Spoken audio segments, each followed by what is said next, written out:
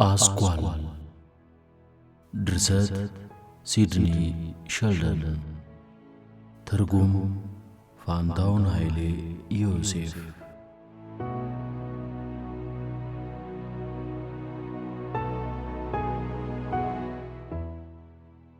ክፍል 3 አንድ ቀን ጃሚ ይህንን ሁሉ ስቃይ እንዴት ታግሳችሁ ኖራችሁ ሲል ባንዳን ጠየቀው። የተራበ አንበሳ ጥፍሩን አያሳይም፣ ይደብቃል። አንድ ቀን አንድ ወቅት ይህንን ሁሉ ሁኔታ እንለውጠዋለን። ነጮች ጥቁሮቹን ለጉልበታቸው ሲሉ ይፈልጓቸዋል። ጉልበታቸውን እንደሚፈልጉት ሁሉ የአእምሮ ችሎታቸውን፣ አዋቂነታቸውን አምነው መቀበል አለባቸው። በየጊዜው እኛን ወደ ዳር ሀገር በገፉን ቁጥር፣ ማለትም ከከተማ ክልል ባስወጡን ቁጥር፣ በዳርቻው እንድንኖር ባደረጉን ቁጥር የጥቁሮችን ኃያልነት ማወቃቸውን ያረጋግጥልናል። ይህንን የሚያደርጉት ጥቁሮች በከተማ ውስጥ ከቆዩ አንድ ቀን አመጽ አስነስተው የበላይነታቸውን ያረጋግጣሉ የሚል ፍራቻ ነገሩ የተገላቢጦሽ እንዳይሆን ስላሳሰባቸው ነው። ለጊዜው ነው እንጂ ይህንን እውነታ አፍኖ ሊያስቀረው የሚችል ኃይል የለም። ነገር ግን እኛ በኢዜኮ ምክንያት በሕይወት እንኖራለን አለው። ኢዜኮ ማን ነው? ማን ሳይሆን ምንድነው ብሎ ነበር መጠየቅ የነበረበት ሲል ባንዳ በልቡ አሰበና ምን እንደሆነ ለመግለጽ አስቸጋሪ ነው ሚስተር ማክ ግሪጎር። ሆኖም ኢዜኮ የኛ መሰረታችን ነው። ታሪኩ እንደዚህ ነው። ኢዜኮ ለታላቁ ዛምቤዜ ወንዝ ስሙን የሰጠ የሀገር ዜግነት ስሜት ማለት ነው።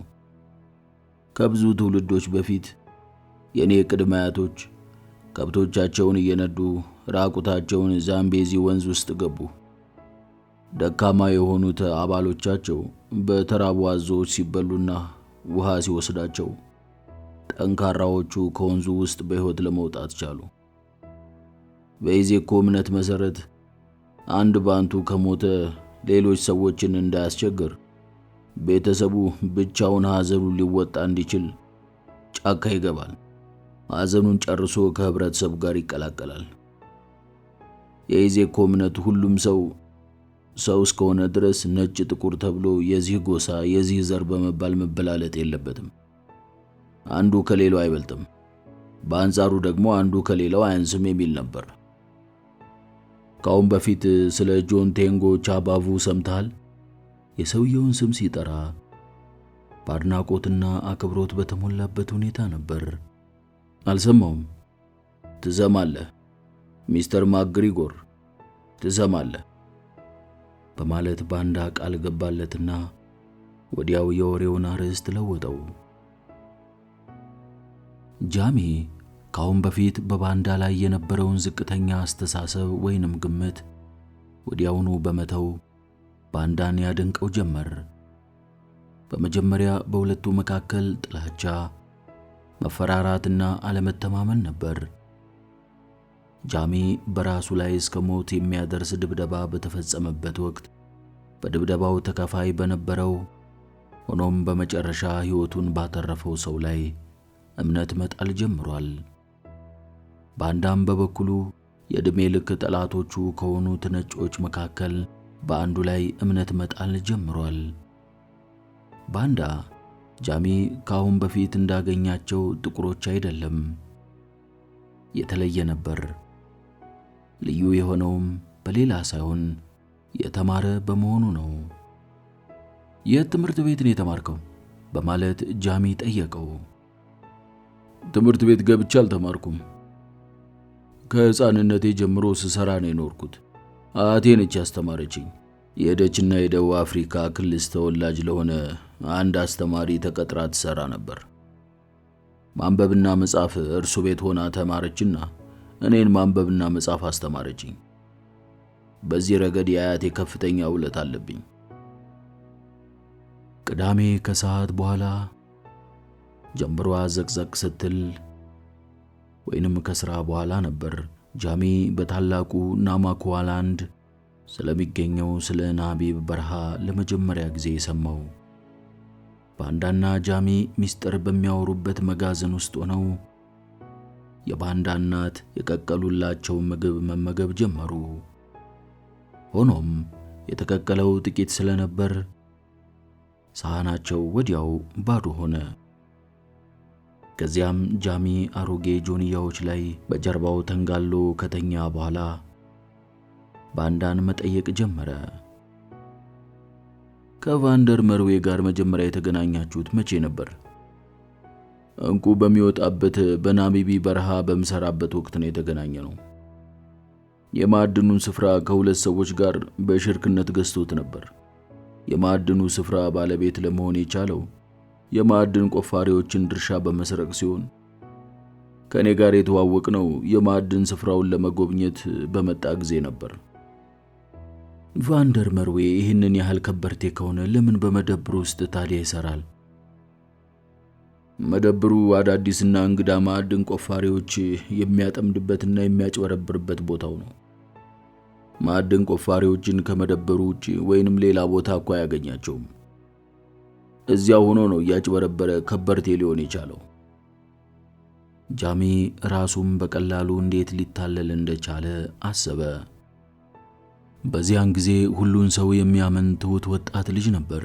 የማርጋሬት እንቁላል ቅርጽ ያለው ፊቷ ታየውና የኔ አባቴ ሊረዱ ከሚችሉ ሰዎች አንዱ ሊሆን ይችላል በማለት የነገረችውን አስታወሰው። በዚያን ወቅት የነበረውን የሰውነቷን ሁኔታ በተለይም በማጎጥጎጥ ላይ ያለው ጡቷና የደስደስ ያለው መልኳ ትዝ አለው። ድንገት ከተኛበት ተፈናጥሮ በመነሳት ቆመ። ጃሚ ከተኛበት ሲነሳ በፊቱ ላይ ፈገግታ ይታይ ነበር። ለቫንደር መርዌ የግል አሽከር ለመሆን እንዴት እንደቻልክ ንገረኝ እስኪ አለው። የማዕድን ስፍራውን ለመጎብኘት በመጣለት ልጁም አብራው ነበረች። በዚያ ጊዜ እድሜው 11 ዓመት ይሆን ነበር። ብቻዋን እዚያ መቀመጧ ሰለቻት መሰል ለመዋኘት ወደ ባህሩ ውስጥ እንደገባች ማዕበል ሲያንገላታት ተመለከትኩኝ። ሊያሰምጣት ሆነ። በዚያው አጠገብ ስለነበርኩኝ ዘልዬ በመግባት ዋኝቻ ወጣኋት። በዚያን ጊዜ ገና ወጣት ልጅ ነበርኩና ቫንደር መርዌ ይገለኛል ብዬ ፈራሁ ሲለው ጃሚ አፍጦ ከተመለከተው በኋላ ለምን አለው። የፈራውበት ምክንያት ጥቁር በመሆኔ ሳይሆን ልጁን አቅፌያት ስላየኝ ነበር። ቫንደር መርዌ ማንኛውም ሰው ልጁን በእጁ ከነካ ሰውየውን ከመግደል አይመለስም። ትዕግስት ጨርሶ የለውም። እኔንም ይገለኝ ነበር። ልጁ ባህሩ ሰምጣ ልትሞት ስትል ዘልዬ በመግባት እንዳዳንኳት አንድ ሰው ስለነገረው ነው ቁጣው ሊበርድለት የቻለው። በዚህ ውለታ የተነሳ ከዚያ ቀን ጀምሮ የእሱ አሽከር ሆኜ እንዳገለግለው ወደ ክሊፕ ድሪፍት አመጣኝ። ባንዳ ጥቂት ካመነታና ትክዝ ካለ በኋላ መናገሩን ቀጠለ። ከሁለት ወር በኋላ እህቴ እኔን ለማየት መጣች። እህቴና የቫንደር መርዌ ልጅ እድሜያቸው ተመጣጣኝ ነበር። ናሚቢ በረሃ ውስጥ መቆየት ነበረብኝ። ያ ነበር በጣም ቀላል ስራ። እዚያ ስሰራ በባህሩ ዳርቻና እንቁ ይገኝባቸዋል በተባሉት ቦታዎች በጥንቃቄ እየተጓዝን እንቁዎችን ስናገኝ በትንሽ የቆርቆሮ ማሰሮዎች ውስጥ እናስቀምጠው ነበር ሲለው፣ ይቅርታ ለአንድ ደቂቃ ታገሰኝ እስኪ። በዚህ አካባቢ በአሸዋ ላይ ዳይመንዶች አሉ? በቀላሉ ይገኛሉ ነው የምትለኝ? አዎን፣ እሱን እኮ ነው የማወራልህ ሚስተር ማክ ግሪጎር። ይህንን ስል ታዲያ እኔም ሄጄ በቀላሉ አግኛለሁ ብለህ እንዳታስብ። ይህን መሰል አስተሳሰብ ካለ ከአእምሮህ አውጣው። ወደዚያ ስፍራ ማንም ሰው ሊደርስ ሊጠጋ አይችልም። ወደዚያ ቦታ ለመድረስ የሚቻለው በውቅያኖስ ላይ በመጓዝ ነው። የውቅያኖሱ ጉዞም ቢሆን ማዕበሉ እስከ 30 ጫማ ከፍታ ስለሚነፍስ በህይወት መድረስ የሚችል ማንም ሰው የለም። ይህንን ስለሚያውቁ በውቅያኖሱ በኩል ጥበቃ አያደርጉም። ማዕበሉ ይጠብቅላቸዋል። ካሁን በፊት ብዛት ያላቸው ሰዎች በውቅያኖሱ በኩል ለመግባት ሞክረው ነበር። ሆኖም አንዳቸውም አልተሳካላቸውም። ሙከራ ያደረጉ ሁሉ በማዕበሉ እየተመቱ በመርዘኛ ነፍሳት እየተነደፉ በሻርክ እየተበሉ ነው ያለቁት። ወደዚያ ለመግባት ሌላ መንገድ መኖር አለበት አለ ጃሚ። ምንም ሌላ መንገድ የለም። ወደ ዳይመንድ ማምረቻ ቦታ የሚያስገባው መንገድስ? በዚያማ የዘበኞቹ ማማ ከመኖሩም በላይ አጥሩ በእሾሃማ ሽቦ የታጠረ ነው። በአጥሩ ውስጥ ጠመንጃ የታጠቁ ዘበኞች ከሰለጠኑ ውሾች ጋር በንቃት ይጠብቃሉ። በተለይ ውሾቹ ሰው በአካባቢ ካገኙ ቦጫጭቀው ቆራርጠው በመብላት ይገሉታል። ከቅርብ ጊዜ ወዲህ ደግሞ አዲስ ጸረ ሰው ፈንጂ ያስመጣ ስለሆነ ሜዳውን በሙሉ ይቀብሩታል። በየት እንደምትጓዝ ካርታ ከሌለ ፈንጂዎቹ ላይ ትቆምና በታትነው ይጥሉሃል አለው። ለመሆኑ ዳይመንድ የሚገኝበት ስፍራ ስፋቱ ምን ያክል ነው? ከ35 ማይልስ በላይ ርዝመት አለው። 35 ማይልስ ያህል ርዝማኔ ባለው ሜዳ እንቁዎቹ በአሸዋ ላይ ተኝተዋል በማለት አሰበና አቤቱ አምላኬ አለ ጃሚ መገረሙን ለመግለጥ። በናሚቢ የእንቁ መገኛ ስፍራ በመደነቅ የመጀመሪያው ሰው አይደለህም፣ የመጨረሻም አትሆንም። እኔ እዛ በምሰራበት ወቅት የዚህን ስፍራ ዝና እየሰሙ እንቁ ለማግኘት በጀልባ ሲመጡ ከቋጥኝ ጋር እየተጋጩ ሰውነታቸው እየተበጣጠሰ ያለቁ ሰዎችን ስንት ሬሳ አንስቻለሁ መሰለ። የማዕድኑ ባለቤቶች አንድ ሰው ስህተት ሲፈጽም ያለ ርህራሄ የመጨረሻውን የሞት ቅጣት ሲቀጡ ባይኔ አይቻለሁ። እነዚያ ኃይለኛ ውሻዎችም የሰው ጉሮሮ ሲሸረካክቱ አይቻለሁ። ስለሆነም በማዕድኑ ስፍራ ስላለው እንቁ አታስብ፣ እርሳው ሚስተር ማክግሪጎር። እኔ እዚያ ነበርኩ። ወደዚያ መግቢያ መንገድ እንደሌለ ሁሉ በሕይወት ለመውጫም መንገድ የለም። ጃሚ በዛ ሌሊት እንቅልፍ አልወሰደውም። በእንቅልፍ ፋንታ 35 ማይልስ ያህል ስፋት ባለው አሸዋማ ሜዳ ላይ ብዛቱ ይህ ነው የማይባል የቫንደር መርዌ ንብረት የሆነ እንቁ መኖሩንና በዓይነ ሕሊናው ያስተውል ነበር። ስለ ባህሩ አሰበ። በባህሩ ላይ ስለሚያጋጥማቸው አደጋ፣ ስለ ማዕበሉ፣ ስለ ቋጥኙ፣ ስለ ውሾቹ፣ ስለ ፈንጂዎቹ፣ ስለ ዘበኞቹና ስለ ማዕድኑ አሰበ። ጃሚ ስለሚደርሰው አደጋ አልሰጋም፣ መሞትንም አልፈራም። የሚፈራው ግን ሰለሞን ቫንደር መርዌን ሳይበቀል ቀድሞ መሞቱን ብቻ ነው። በሚቀጥለው ቀን ሰኞ ዕለት ጃሚ ካርታ ወደሚሸጥበት ሱቅ ሄደና የታላቁን የናሙኮዋላንድን ካርታ ገዛ። ካርታውን በደንብ አጠናው። በካርታው ላይ በአንዳንድ አካባቢዎች የተለያዩ ሁኔታዎችን የሚገልጹ ምልክቶች አሉ። አንድ ቦታ ላይ ሲመለከት የሚከተለውን ጽሑፍ አስተዋለ። ጽሑፉ ስፔርጁቤንት የተከለከለ የሚል ሲሆን ቀይ ምልክት ተደርጎበታል።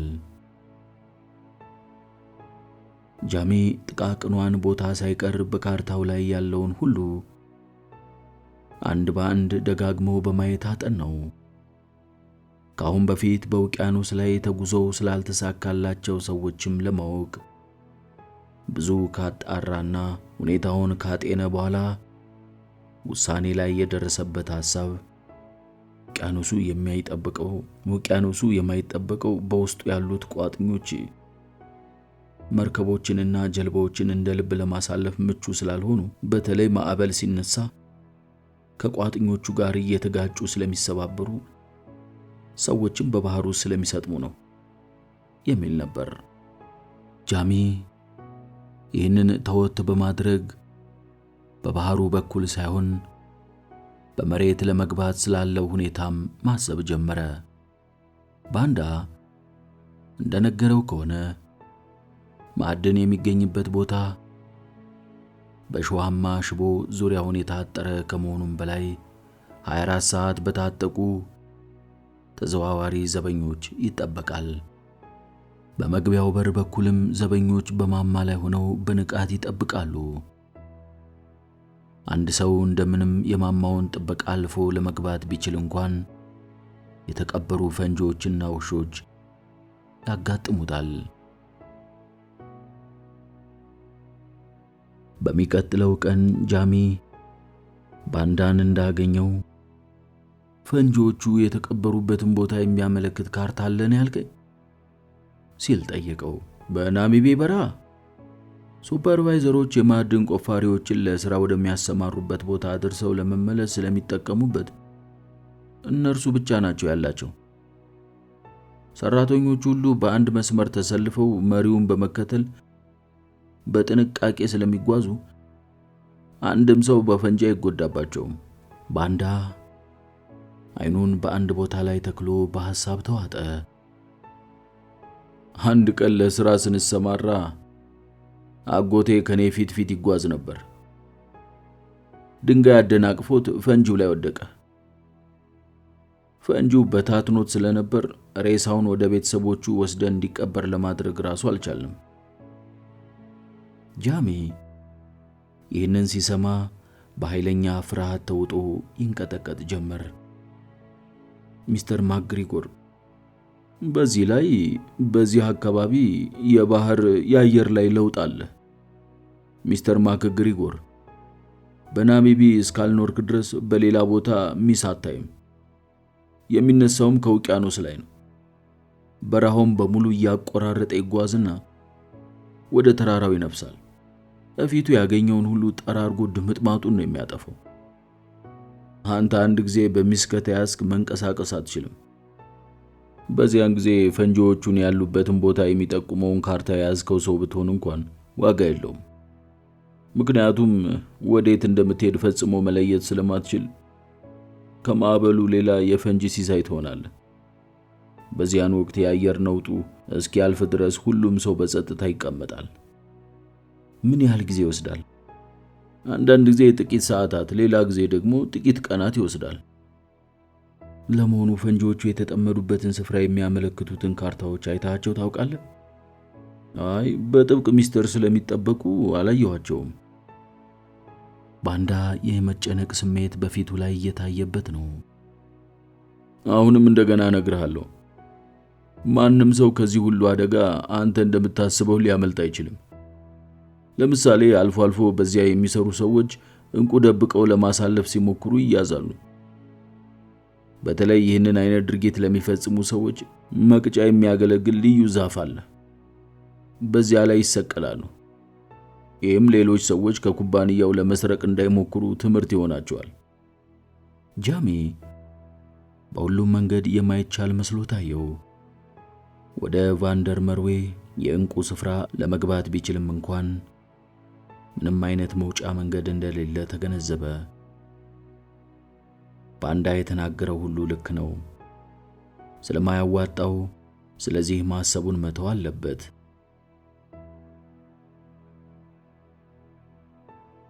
በማግስቱ ባንዳን ሲያገኘው ቫንደር መርዌ ሰራተኞቹ የተመደበላቸውን የሥራ ሰዓት ጨርሰው በሌሎቹ ሲቀየሩ እንቁን እንዳይሰርቁትን የሚቆጣጠራቸው እንዴት ነው ሲል ጠየቀው።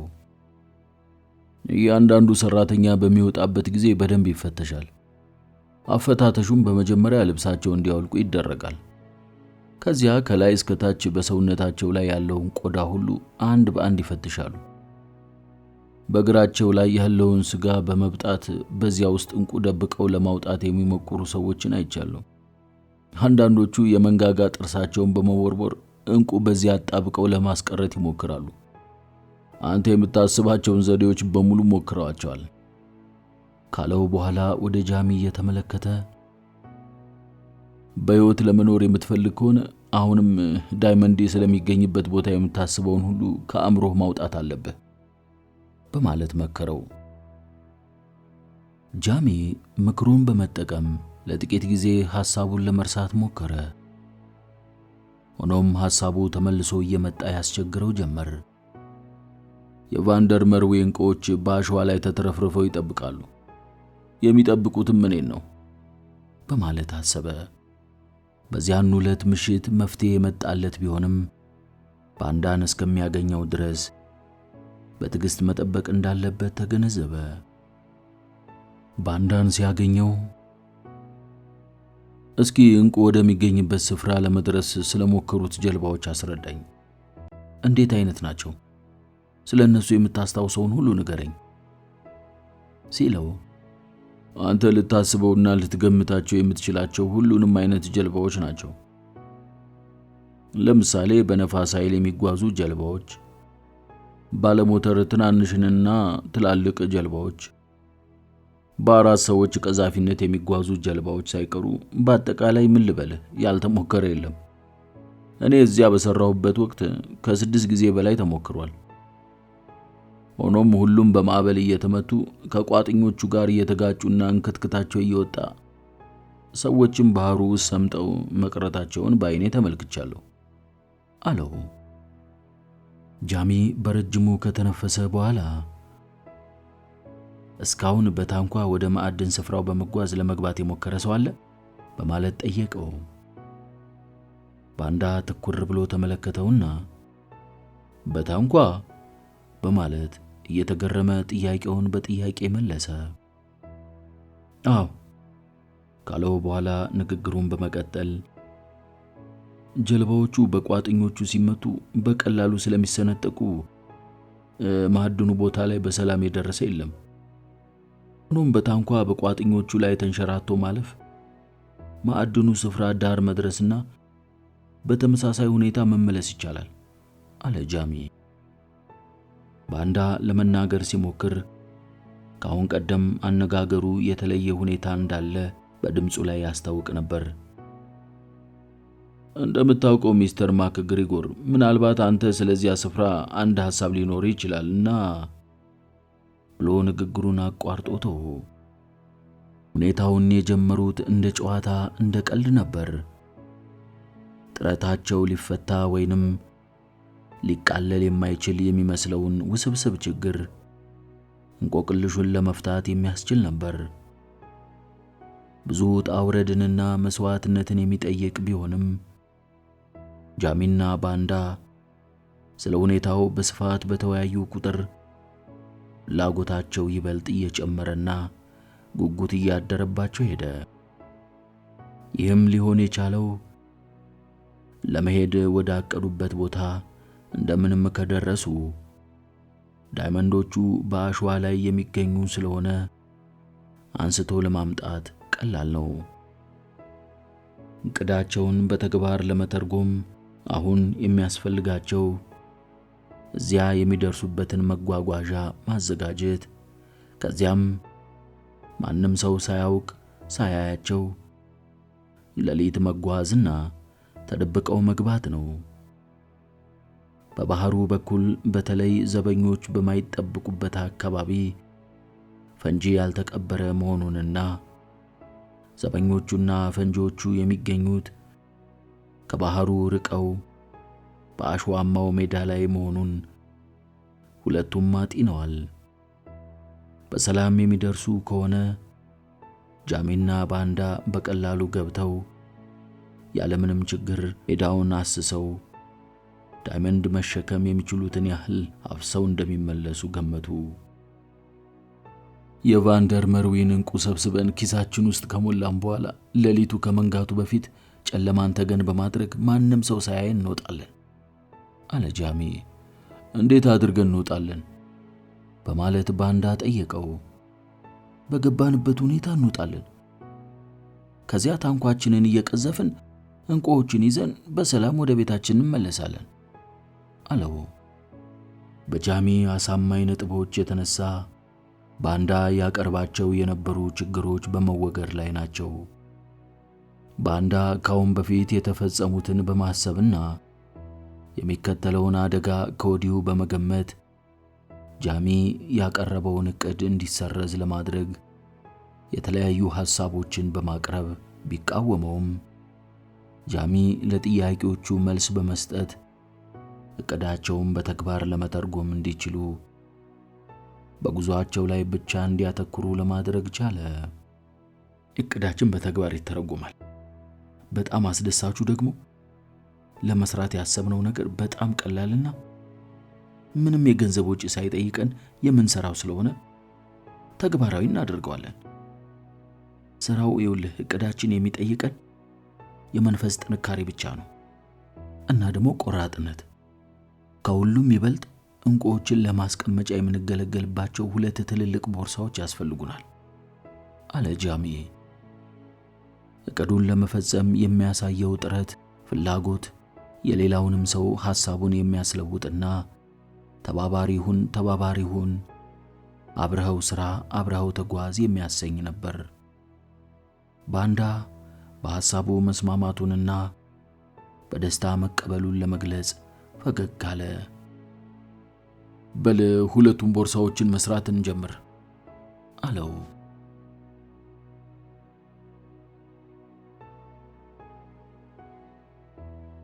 በተከታዩ ሳምንት ሁለቱም ስራቸውን ለቀው እቅዳቸውን ለመጀመር ወደ ኖሎት ወደብ ተጓዙ።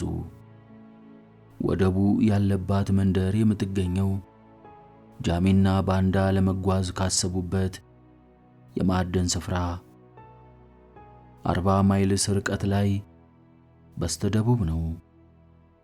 በኖሎት ወደብ አካባቢ በመዘዋወር ሁኔታዎችን አጤኑ። ይህቺ መንደር ትንሽ ከመሆኗም በቀር በስልጣኔ ረገድ እጅግ ኋላ ቀር ነች። ትናንሽና ሊወድቁ የተቃረቡ ጎጆዎች፣ ጥቂት መጋዘን መሳይ ቤቶች፣ ስልጣኔ ያላሻሻለው ወይንም በዘመናዊ ዘዴ ያልተሰሩ የጀልባዎች ማቆሚያ ይገኝባታል። በባህሩ ውስጥ ቋጥኝ የለም። ነፋሱም የሚነፍሰው በዝግታ ነው። ስለሆነም አዲስ በሚሰሩት ታንኳ ተቀምጠው ጉዞአቸውን ለመጀመር ትክክለኛው ቦታ ይህ ነው። በዚች መንደር ሆቴል የሚባል ነገር የለም። ሆኖም ከትንሿ ገበያ በስተጀርባ በኩል ለጃሚ ማረፊያ አንድ ክፍል ተከራዩ። ባንዳ በመንደሯ ውስጥ ጥቁሮች ወደሚኖሩበት ሰፈር በመሄድ አልጋ ማግኘት ስለቻለ ማረፊያውን በዚያው አደረገ። ጃሚ ማንም ሳይን በድብቅ ታንኳ መስራት የምንችልበት ቦታ መፈለግ አለብን። አንድም ሰው ለዚች መንደር ባለስልጣን ስለኛ እንዲነግርብን አያስፈልግም በማለት ለባንዳ አስጠነቀቀው። በዚያን ዕለት ከሰዓት በኋላ ከጥቅም ውጪ ወደ ሆነና ማንም ሰው በአካባቢው ወደ ሌለበት የጥንት መጋዘን አጠገብ ሄዱ። ይሄ ትክክለኛ ቦታ ስለሆነ ታንኳችንን መስራት እንጀምር አለ ጃሚ። ባንዳም አሁን መስራት የምንጀምርበት ጊዜ አይደለም፣ እንቆያለን። አንድ ጠርሙስ ውስኪ ግዛ አለው። ለምን እንደሆነ በኋላ ተረዳዋለህ።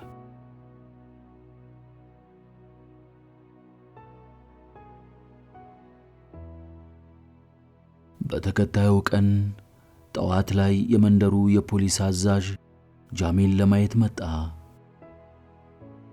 እንደምን አደርክ በማለት ለጃሚ ሰላምታ ሰጠውና በመንደራችን ውስጥ እንግዳ መምጣቱን ስለሰማው እንኳን ደህና መጣ ለማለት በማሰብ ነው የመጣሁት። እኔ አዛዥ ሙንዲ ይባላለሁ ሲለው ኢያን ትራቪስ በማለት ጃሚ ራሱን አስተዋወቀ። ወደ ሰሜን ነው የምትጓዘው? የለም፣ ወደ ደቡብ ነው የምጓዘው። እኔና አሽከሬ ወደ ኬፕ ታውን ነው የምንጓዘው አለው።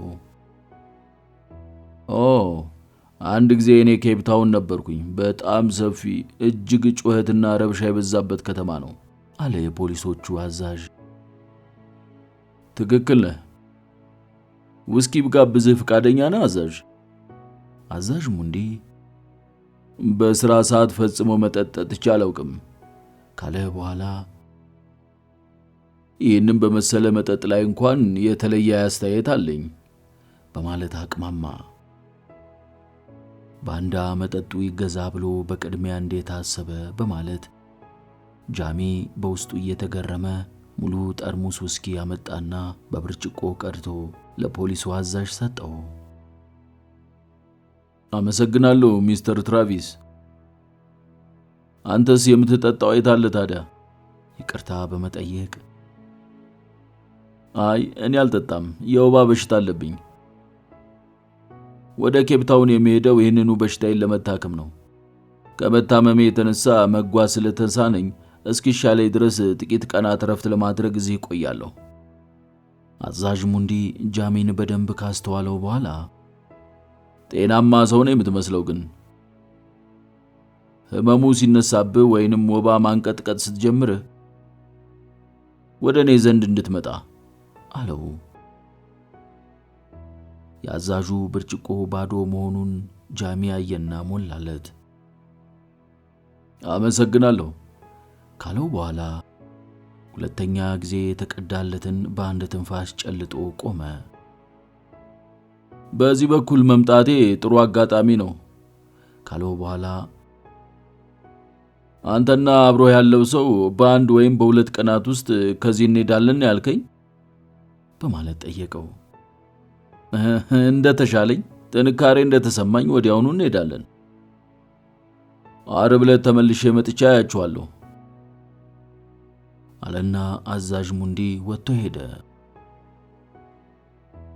በዚያን ዕለት ምሽት ጃሚና ባንዳ ታንኳቸውን ለመስራት ወደ አሮጌው መጋዘን ሄዱ። ባንዳ ለመሆኑ ካሁን በፊት ታንኳ ሰርተ ታውቃለህ እንዴ? እውነቱን ልንገርህ ሚስተር ማክግሪጎር ሞክሬውም አላውቅም። እኔም እኮ ሞክሬ አላውቅም አለ ጃሚ። ሁለቱም በጭንቀት ተፋጠው አንዱ አንዱን ያስተውል ጀመር። የታንኳ አሰራር ምንም የማያውቁ ሁለት ሰዎች ታንኳ ለመስራት ሲሞክሩ ምን ያህል ያስቸግር ይሆን? ባለ 50 ጋሎን 4 የእንጨት በርሜሎችን ከሰረቁ በኋላ ከገበያው በስተጀርባ በኩል ደበቁትና ሲመሽላቸው ወደ አሮጌው መጋዘን ተሸክመው በመውሰድ በርሜሎቹን አገጣጠሙ። 4 ሳጥኖችን አመጡና በበርሜሎቹ ላይ አስቀመጡ። ባንዳ ሁኔታውን ሲመለከት የታንኳ ቅርጽ አልመስል ስላለው ተበሳጨ፣ ተጨነቀ። ወዲያው ገና ሰርተን እንኳን አልጨረስንም አይዞህ እንጂ በማለት ጃሚ አጽናናው። ታንኳ ለመስሪያ የሚያገለግል ነገር በአካባቢያቸው እንደ ልብ ባለመኖሩ ተቸገሩ። ያለው አንድ መፍትሄ በአካባቢው የተገኘውን ነገር በመትኩ መጠቀም ብቻ ነበር። በአካባቢያቸው ካገኙት ለታንኳ መስሪያ የሚያገለግላቸውን ቆረጡ። ከሌሎችም ከወንዝ ዳር በበቀሉ ዛፎች እንጨት ቆራርጠው በደንብ ከደለደሉና ካዘጋጁ በኋላ ጥንቃቄ በተሞላበት ሁኔታ አንድ ባንድ ከቃጫ በሰሩት ጠንካራ ገመድ ጥፍር አድርገው አሰሩ። ሰርተው ሲጨርሱ ባንዳ የሰሩትን በደንብ ካየ በኋላ ምኑም ታንኳ አይመስልም አለ። ጉዟችንን በምንጀምርበት ወቅት ጥሩ ሆኖ ይታያል በማለት ጃሚ ቃል ገባለት። ከደረቀ የዛፍ እንጨት የታንኳዋን መወጠሪያ ወይንም ተራዳን ሰሩ። ለመቅዘፊያ እንዲያገለግላቸው ደግሞ 2 ከጫፋቸው ጠፍጣፋ የሆኑ እንጨቶችን አስተካከሉና ያዙ። ማድረግ ያለብን ጉዟችንን መጀመር ብቻ ነው። በፍጥነት ጉዞ መጀመር አለብን። በዛሬው ሌሊት ከዚህ ቦታ እንድንሄድ እፈልጋለሁ። አዛዥ ሙንዲ ነገ ጧት ተመልሶ ይመጣል አለ ጃሚ። በዚያ ምሽት ባንዳ ከሄደበት የተመለሰው ዘግይቶ ነበር። ሲመለስ የሰማያዊ ልብስ ቁርጥራጮችን ይዞ ስለነበር እንዴት አየው ሚስተር ማክግሪጎር አለው። እንከን የማይወጣለት ነው ከየት አገኘው ባክህ? ባንዳ ፈገግ በማለት ስለዚህ አትጠይቅ፣ የምንነጋገርባቸው ሌሎች ችግሮች ሞልተውናል አለው። የቀራቸውን አስተካከሉና የሰሯት ታንኳ ለጉዞ ዝግጁ መሆኗን አረጋገጡ። ጉዟችንን የምንጀምረው የመንደሩ ነዋሪዎች እንቅልፍ እንደተኙ መሆን አለበት። ስለሆነም ከሌሊቱ በ8 ሰዓት ተነስተን እንጓዛለን በማለት ጃሚ ለባንዳ ሲነግረው ደህና እስከዚያው ቢሆን እረፍት እናድርግበት አለውና ተለያዩ። ሆኖም በያሉበት ጎናቸው መሬት ነካ እንጂ ጃሜም ሆነ ባንዳ እንቅልፍ ሊወስዳቸው አልቻለም። ሁለቱም ወደፊት ስለሚያጋጥማቸውና ስለሚሰሩት ሁኔታ ሲያንሰላስሉ ነበር ያደሩት። በቀጠሯቸው መሰረት ከሌሊቱ በ8 ሰዓት አሮጌው መጋዘን አጠገብ ተገናኙ። ሁለቱም ከፍተኛ ጉጉትና ይህ ነው የማይባል ፍርሃት አድሮባቸዋል። ጉዞው ከተሳካ ከበርቴ እንደሚሆኑና የተንደላቀቀ ኑሮ እንደሚኖሩ ሲታያቸው፣ በአንጻሩ ካልተሳካ ደግሞ ሞት እንደሚጠብቃቸው ይደቀንባቸዋል። ከሁለቱ በስተቀር ሌላ አማራጭ ዕድል የለምና። ጊዜው አሁን ነው አለ ጃሚ። ወደ ውጪ ሲወጡ የሚንቀሳቀስ አንድም ነገር የለም። ሌሊቱ ሰላምና ጸጥታ የተሞላበት ነው። ጨረቃዋን ተመለከተና ጥሩ ነው፣ ብዙም ብርሃን ስለሌለ ማንም ሊያየን አይችልም አለ ጃሚ። የነጃሚ ፕሮግራም የተጠናቀቀው በሚስጥር ነው። መንደሯን በሌሊት ለቀው ስለሚወጡ ወዴት እንደሄዱ ማንም ሊያውቅ አይችልም። ሲጓዙ ውለው ቀኑ ሲመሽ ማዕድን ወደሚገኝበት ስፍራ ይደርሱና ወዲያውኑ ዕንቁን በመሰብሰብ ከመንጋቱ በፊት በሰላም ወደ መጡበት ጉዟቸውን ለመጀመር ነው እቅዳቸው። በታንኳችን ላይ ሆነን በዝግታ የሚፈሰው የቤንጓላ ወንዝ ጀንበሯ ከመጥለቋ በፊት ወደ ማዕድኑ ቦታ በሰላም ያደርሰናል። ሆኖም በቀን መጓዝ ስለማንችል ላለመታየት ስንል ራቅ ብለን እስከሚመሽ ድረስ በባህሩ ላይ መቆየት ይኖርብናል አለ ጃሚ። ወደ ማዕድኑ ስፍራ ሳንጠጋ በርቀት ካሉ ትንንሽ ደሴቶች በአንዱ ተደብቀን ልንቆይ እንችላለን። የምን ደሴቶች? እዚያ እኮ ከደርዘን በላይ ደሴቶች አሉ። ሜርኩሪ፣ ኢቻቦድ፣ ፕላምፖዲንግ። ጃሚ ባንዳን አየውና ፕላምፔዲንግ ሲል ጠየቀው። ሮስት ቢፍ ደሴትም አለ በማለት ባንዳ ሲመልስለት፣ ጃሚ የተጣጠፈ ካርታውን አወጣና ከተመለከተው በኋላ ካርታው ደሴቶቹን አያመለክትም ሲለው፣ የጓኑ ደሴቶች ናቸው። እንግሊዞች የወፎቹን ኩስ ከነዚህ ደሴቶች ይሰበስቡና ለማዳበሪያነት ይጠቀሙበታል። በደሴቶቹ ላይ ሰው ይኖራል እንዴ? ሊኖር አይችልም። በጣም መጥፎ ሽታ አለ። በእነዚያ ደሴቶች ላይ የተከመረው የወፎቹ ኩስ ቁልሉ 100 ጫማ ያህል ከፍታ አለው። አገዛዙ ይህንን ኩስ ለማስነሳት የሚጠቀመው በበረሃ ወሮበሎችና በወንበዴዎች በእስረኞች ነው። በዚህ ሥራ ላይ ከሚሰማሩት ሰዎች መካከል ብዙዎቹ ይሞታሉ። ታዲያ ሬሳቸውን በመቅበር ፋንታ ዝም ብለው ጥለውት ይሄዳሉ አለው።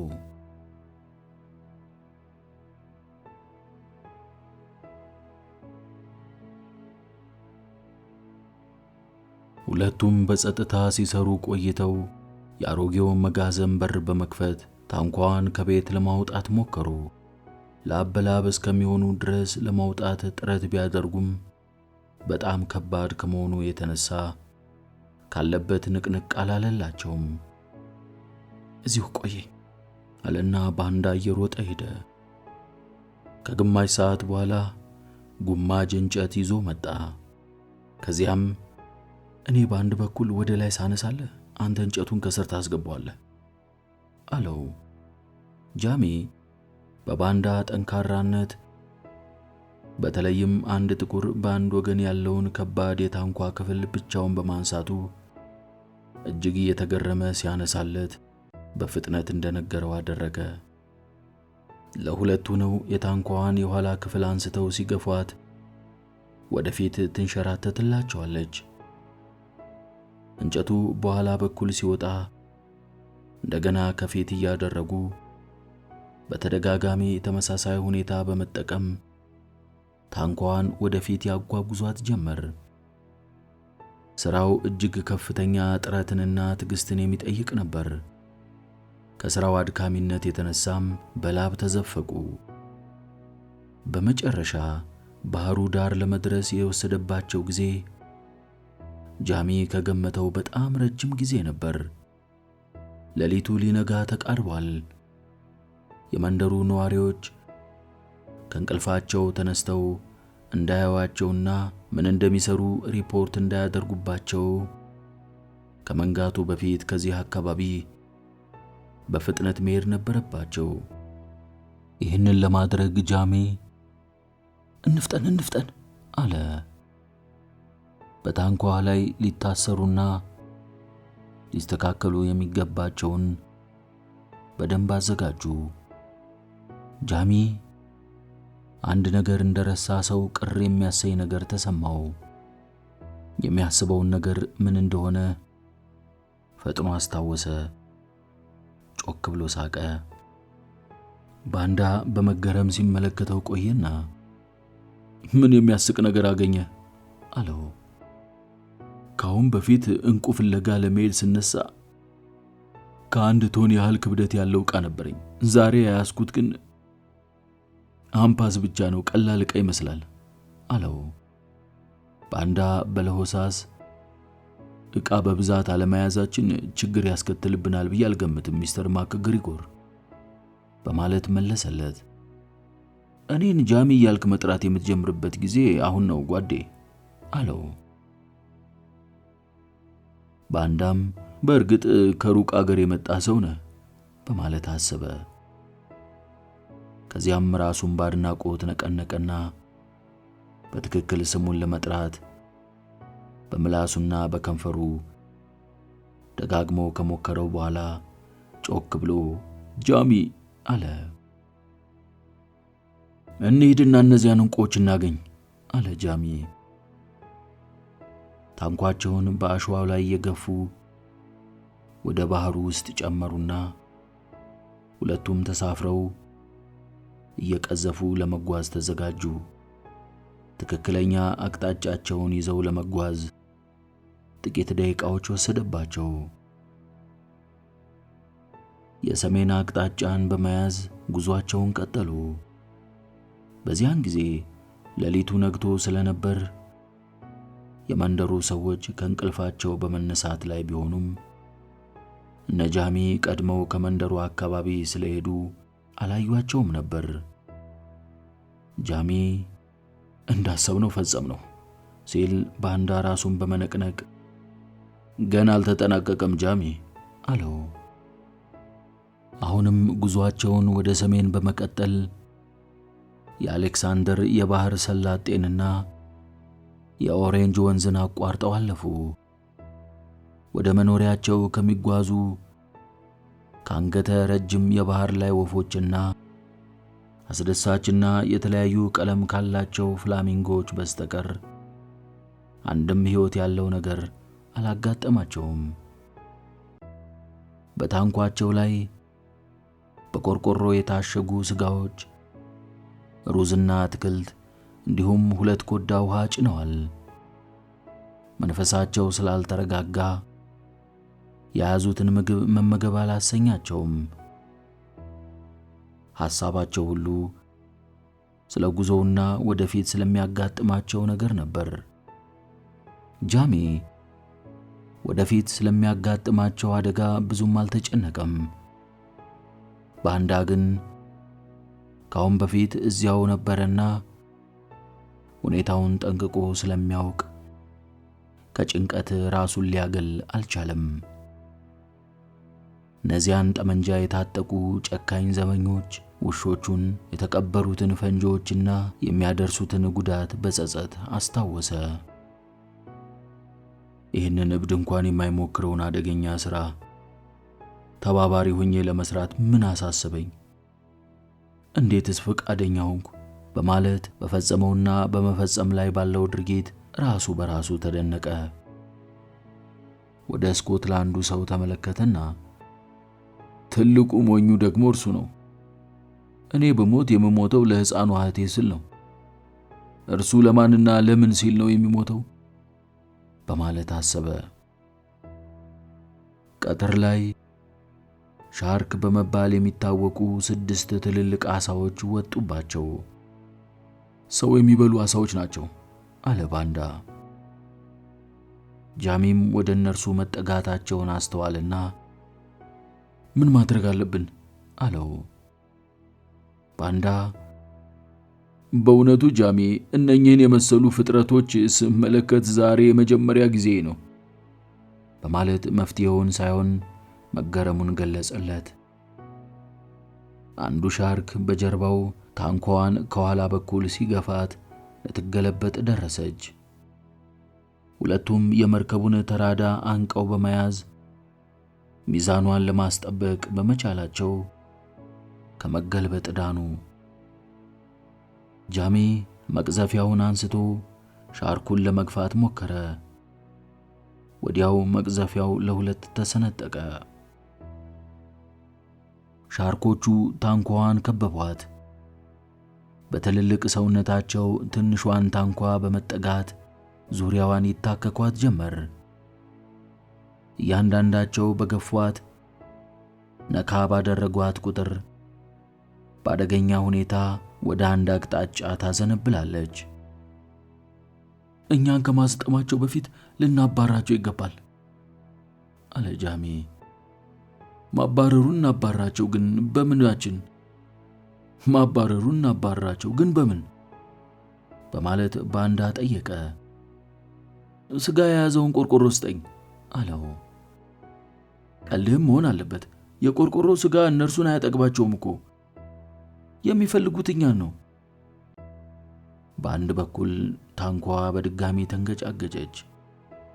አቀብለኝ ቶሎ በል በማለት ጮኸ ጃሚ። ከአንድ ሰከንድ በኋላ ባንዳ የስጋውን ቆርቆሮ በእጁ አስጨበጠው። ታንኳ አሁንም በሚዘገንን ሁኔታ ተንገዳገደች። መልሶ ሰጠውና ቶሎ ግማሽ ድረስ ክፈተው አለው። ባንዳም የኪስ ጩቤውን አወጣና የቆርቆሮውን ክዳን ግማሽ ድረስ ከፍቶ ሰጠው። ጃሚ የተቆረጠውን ጣሳ ስል መሆኑን አረጋገጠና አጥብቀ ያዝ በማለት ባንዳን አስጠነቀቀው። ከዚያም ታንኳዋ ዳር ላይ ተንበረከከና ጠበቀ። ወዲያው አንዱ ሻርክ አፉን በመክፈት መጋዝ የመሰሉ ጥርሶቹን እያሳየ ወደ ታንኳ ተጠጋ። ይህንን የተመለከተው ጃሚ የጣሳውን ስለታም ወገን ወደ ሻርኩ በማድረግ አይኑን ሸረከተው። በዚህን ጊዜ ሻርኩ ወደ ላይ ተፈናጠረ። ወዲያው በአካባቢያቸው ያለው ውሃ በደም ተበከለ። ሌሎቹ ሻርኮች የቆሰለውን ሻርክ ለመብላት ከበቡት። የነጃሚን ታንኳ ረሷት። ጃሚና ባንዳ ሌሎች ሻርኮች የቆሰለውን ሻርክ በመብላት ላይ መሆናቸውን ሲያስተውሉ ታንኳቸውን በፍጥነት እየቀዘፉ አመለጡ። ሻርኮቹም ከእይታቸው ጠፉ። ባንዳ በኃይል ከተነፈሰ በኋላ ለስለስ ባለ አነጋገር አንድ ቀን ለልጅ ልጆቼ የደረሰብኝን ይህንን አስደናቂ ታሪክ ሁሉ አወራላችኋለሁ፣ ግን ያምኑኛል ብለህ ትገምታለህ? አለው። ሁለቱም እንባቸው በጉንጫቸው ላይ ኮለል ብሎ እስከሚወርድ ድረስ ተንከትክተው ሳቁ። ከሰዓት በኋላ ሊመሽ ሲል ጃሚ የኪስ ሰዓቱን አውጥቶ አየ። የማዕድኑን ቦታ እኩለ ሌሊት ላይ ለቀን መውጣት ይኖርብናል። ፀሐይ የምትወጣው ከጧቱ በ12 ሰዓት ከሩብ ላይ ነው። ስለሆነም ከሌሊቱ በ6 ሰዓት ወደ ማዕድን ቦታው ገብተን ከሌሊቱ በ12 ሰዓት ከወጣን 4 ሰዓት ያህል እንቁዎቹን ለመሰብሰብ 2 ሰዓት ደግሞ ወደ ባህሩ ለመመለስና ሌሊቱ ሳይነጋ ከጠባቂዎቹ እይታ ለመጥፋት የሚበቃ ጊዜ ነው ካለ በኋላ 4 ሰዓት የሚበቃን ይመስላል ባንዳ በማለት ጠየቀው። 100 ሰዎች በአንድ ጊዜ የሚያነሱትን እንቁ አንተ በ4 ሰዓት ያህል ለማንሳት ትችላለህ። ቀሪውን ጊዜ በነፋስና በማዕበል እየታገዙ ፍጥነታቸውን በማስተካከል በቀጥታ የሰሜንን አቅጣጫ በመያዝ ሲጓዙ ቆዩ። ከዛ ከፊት ለፊታቸው ትንሽዬ ደሴት ተመለከቱ። አጠቃላይ ዙሪያ ስፋቷ ከ200 ያርድ አይበልጥም።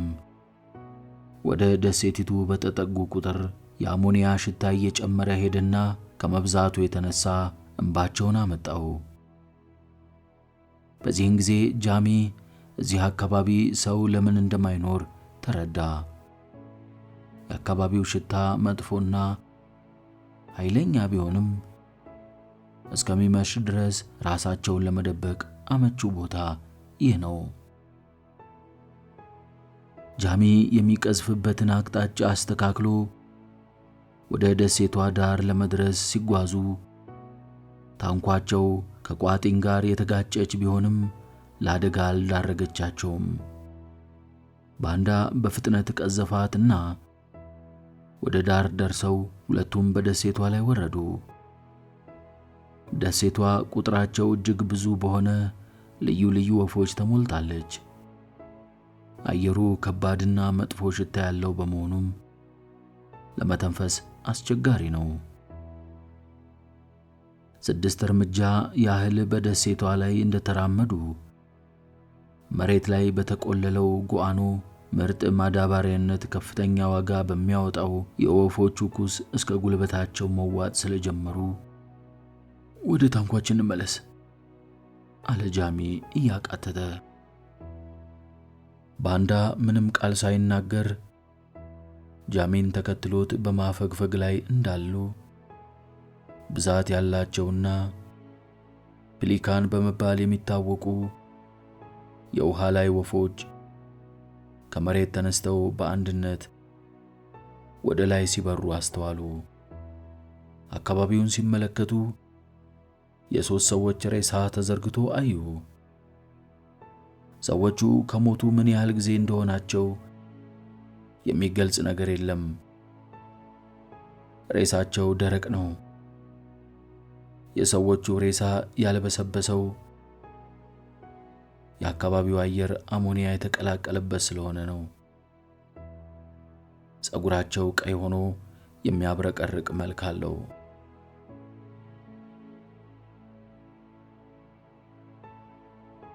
ከአንድ ደቂቃ በኋላ ታንኳቸው ላይ ወጥተው ትንሽ ወደ ታች ቀዘፉና እዚህ እስከ እኩለ ሌሊት ድረስ እንቆያለን፣ ከዚያ በኋላ እንገባለን በማለት ተስማሙ።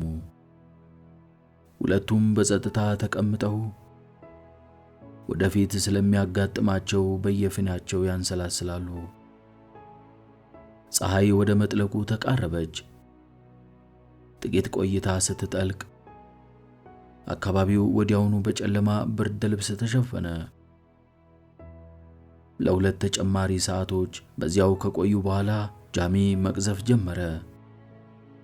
ከእነርሱ በላይ ያለው ደመና የሸፈነው መጠነኛ የጨረቃ ብርሃን ወደ ታች ያበራል። ግልጽ ባልሆነ ወይንም ብዥ በሚል ሁኔታ የመሬት አካል ከርቀት ማየት ጀመሩ። ነፋሱ በኃይል ይነፍስ ስለነበረ የነጃሚን ታንኳ ባልጠበቁት ነፋስ በፍጥነት እየገፋ ወደ ዳር ወሰዳቸው።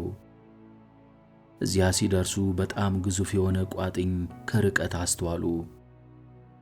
ከቋጥኙ በአንድ በኩል ካለው ጠፍጣፋ ክፍል ወይንም ግድግዳ ጋር ውሃው ተጋጅቶ ወደ ሰማይ ሲወጣና ተመልሶም እንደ መብረቅ ጮሆ